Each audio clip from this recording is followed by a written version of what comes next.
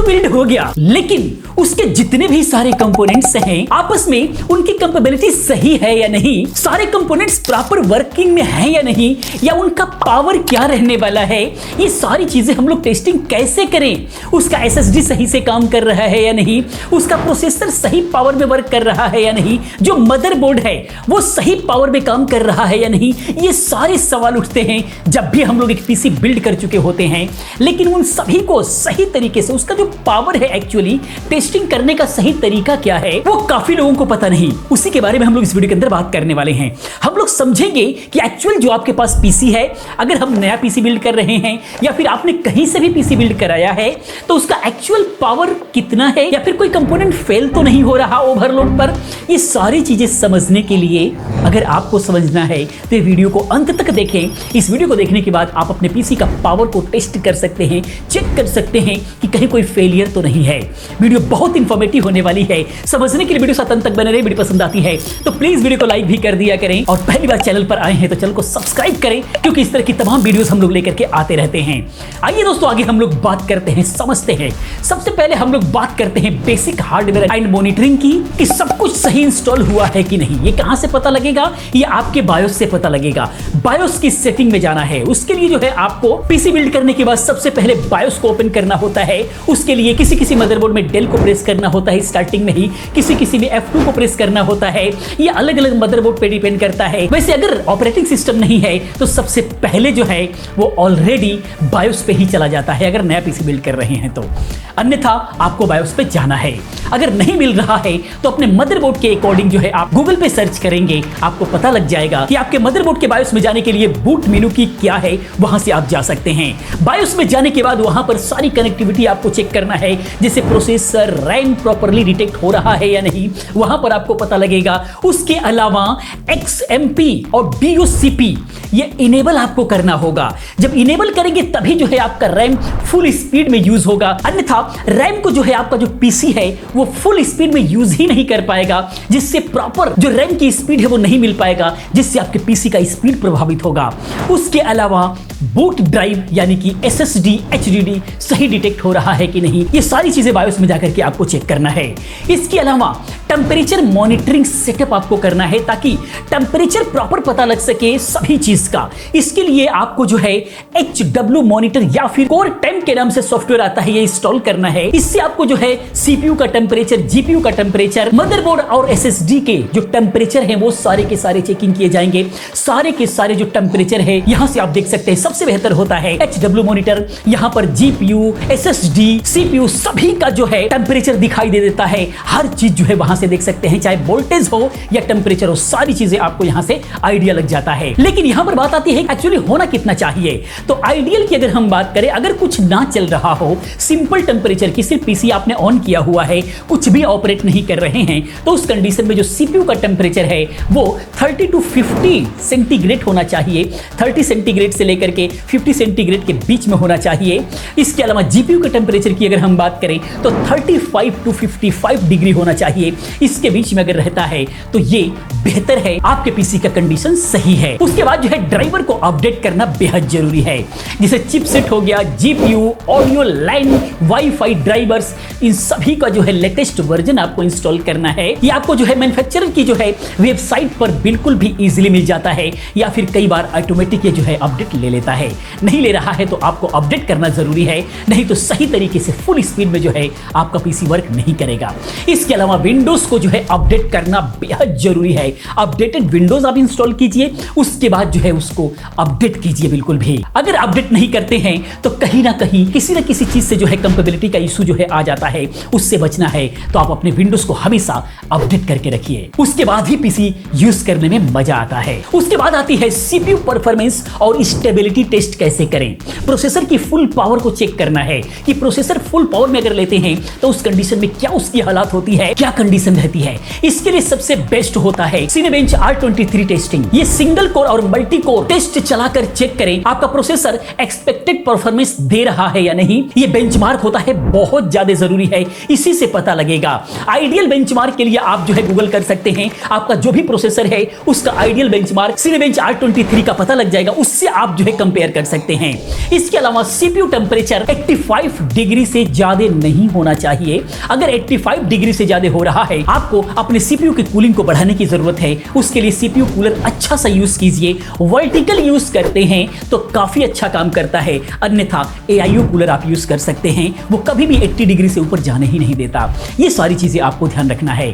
इसके अलावा stress test बहुत ज्यादा जरूरी होता है। एक आध घंटे का स्ट्रेस टेस्ट करना बेहद जरूरी होता है। फुल लोड देकर के चेक हो, उसके लिए सॉफ्टवेयर आता है और सबसे बेहतरीन जो सॉफ्टवेयर होता है वो होता है प्राइम 95 स्ट्रेस टेस्ट। ये आधे घंटे से लेकर के 1 घंटे तक उसमें टाइमिंग देना होता है। वो टाइमिंग देकर के प्राइम 95 चला करके जो है सीपीयू को फुल लोड पर टेस्ट करे। 100% सीपीयू को जो है वो यूज करता है और उस कंडीशन में अगर आपका पीसी क्रैश होता है या फिर फ्रीज हो जाता है, रीस्टार्ट हो जाता है, तो उस कंडीशन में आपकी पावर सप्लाई हो सकता है वीक पड़ रही है या फिर जो है आपका सीपीयू ओवरहीट हो रहा है। उसके लिए आपको कूलिंग बढ़ाने की जरूरत है। ये सारी टेस्टिंग बहुत ज्यादा जरूरी है।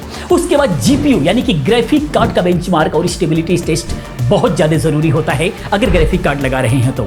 इसके लिए सबसे अच्छा जो होता है वो है 3D मार्क होता है। जीपीयू के लिए रियल वर्ल्ड परफॉर्मेंस को बेंचमार्क करने के लिए बहुत ही बेस्ट टूल होते हैं। इसका स्कोर कंपेयर करें और इंश्योर करें कि आपका जो जीपीयू है वो बिल्कुल एक्सपेक्टेड परफॉर्मेंस दे रहा है। इसका जो बेंचमार्क है, एक्चुअल आइडियल क्या होना चाहिए, जो भी जीपीयू आप यूज कर रहे हैं उसका आइडियल 3D मार्क का जो परफॉर्मेंस है आपको गूगल पे मिल जाएगा। वहां से आप जो है इसको कंपेयर कर सकते हैं। उसके बाद जो है अगला टेस्ट जो है आपको चलाना है जीपीयू का स्ट्रेस टेस्ट। उसके लिए फरमार्क बहुत ही ज्यादा फेमस है।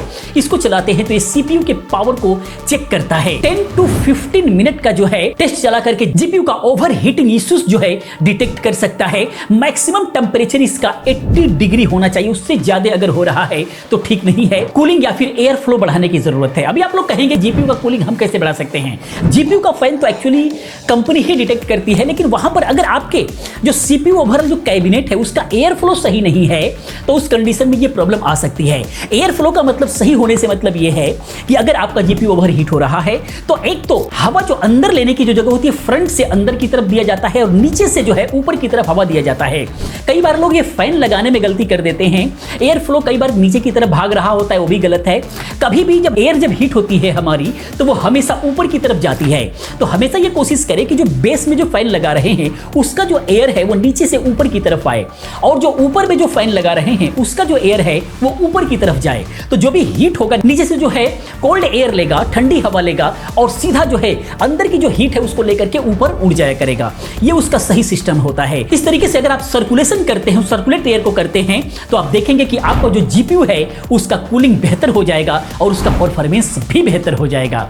उसके बाद रियल वर्ल्ड में गेमिंग को टेस्ट करके देखिए, जिसके अंदर cyberpunk 2077, RDR2, GTA 5, Forza horizon 5 जैसे जो है हैवी गेमिंग को जो है अल्ट्रा सेटिंग पर टेस्ट करना है। अल्ट्रा सेटिंग पर एक्चुअली आपके पीसी का कॉन्फ़िगरेशन क्या है उस पर डिपेंड करता है। अगर i5 12 जनरेशन वगैरह से लेकर के आप ऊपर के हायर कोई सा भी अगर पीसी बिल्ड कर रहे हैं तो उसके अंदर अल्ट्रा सेटिंग पर जो है आप जाकर के उसको टेस्टिंग में लीजिए, FPS उसका मॉनिटर कीजिए। FPS को मॉनिटर करने के लिए MSI का आफ्टर बर्नर बहुत ही ज्यादा फेमस है। जो किसी भी यूट्यूबर की जो टेस्टिंग में जो देखते हैं जो FPS वगैरह दिखा रहा होता है उसके लिए MSI का आफ्टर बर्नर ही वो लोग यूज करते हैं मैक्सिमम में, जो कि FPS दिखाता है, CPU GPU का टेंपरेचर दिखाता है और उसके बाद आपको यह पता लग पाता है कि हमारा पीसी कितना पावरफुल है। तो इस तरीके से आपको चेक कर लेना है। अगर FPS ड्रॉप की प्रॉब्लम हो रही है या फिर क्रैश या फिर आर्टिफैक्ट्स आ रहा है तो GPU या फिर PSU का इशू हो सकता है। वहां पर जो है आपको GPU को सही तरीके से टेस्टिंग करने की जरूरत है, अन्यथा काफी हद तक जो है ये देखा गया है कि आपका जो PSU जो पावर सप्लाई है वो वीक पड़ रही है। उस कंडीशन में उसका वाटेज को आप बढ़ा दें। इस तरीके से आप टेस्ट कर सकते हैं। अगली टेस्टिंग की बात करें तो आ जाती है रैम की स्टेबिलिटी टेस्ट और स्पीड टेस्ट। बहुत ज्यादा जरूरी है।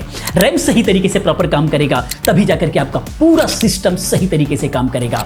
इसके लिए आप जो है मेम टेस्ट 86 का सॉफ्टवेयर आप यूज कर सकते हैं, बिल्कुल फ्री में ले सकते हैं, कोई दिक्कत नहीं होती है। सारी चीजों का लिंक मैं नहीं दे सकता, सही नहीं होता। आप जो है आराम से जो मैं बोल रहा हूं आपको स्क्रीन पे दिखाई दे रहा होगा, उसको टाइप करके आराम से जो है गूगल पे डाउनलोड टाइप कर दीजिए और वहां से सॉफ्टवेयर आ जाएगा। डाउनलोड करके आराम से जो है इसको यूज कर सकते हैं। बस कौन कौन सा सॉफ्टवेयर यूज होता है वो मैं बता रहा हूं और प्रॉपर इसका वीडियो भी देखना चाहते हैं तो आपको यूट्यूब पे मिल जाएगा। लेकिन कौन कौन सा सॉफ्टवेयर यूज होता है ये मैं बताने की कोशिश कर रहा हूं। तो रैम के लिए मेम टेस्ट 86 आप यूज कीजिए। रैम का स्ट्रेस टेस्ट आपको करना है, उसके लिए बेस्ट टूल होता होता है मेमोरी का एरर भी डिटेक्ट करता है। लेकिन ये चीज ध्यान रखना है कि XMP आपके बायोस में दिखाई दे रहा है या फिर DOCP दिखाई दे रहा है, तो इसको एनेबल करें। एनेबल करने के बाद ही जाकर के आप जो है मेम टेस्ट 86 को जो है अप्लाई करें, तभी जाकर के सही परफॉर्मेंस वहां पर निकल करके आपको दिखाई देगी। उसके बाद मेमोरी का बेंचमार्क आपको निकालना है। उसके लिए AIDA 64 जो है आपको यूज करना है।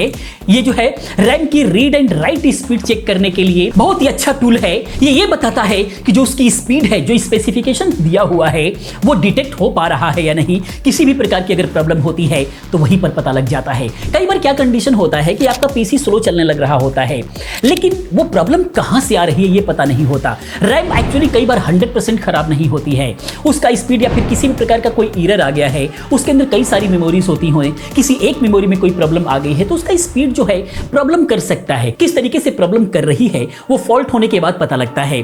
तो ये सारी चीजें एक्चुअल कहां पर प्रॉब्लम है, ये सारी चीजें जब आप टेस्टिंग करेंगे तभी आपको पता लगेगा। उसके बाद है स्टोरेज के लिए, यानी कि SSD या फिर हार्ड ड्राइव वगैरह को अगर उसकी स्पीड आपको चेक करना है, उसका हेल्थ चेक करना है, तो बहुत ज्यादा जरूरी है।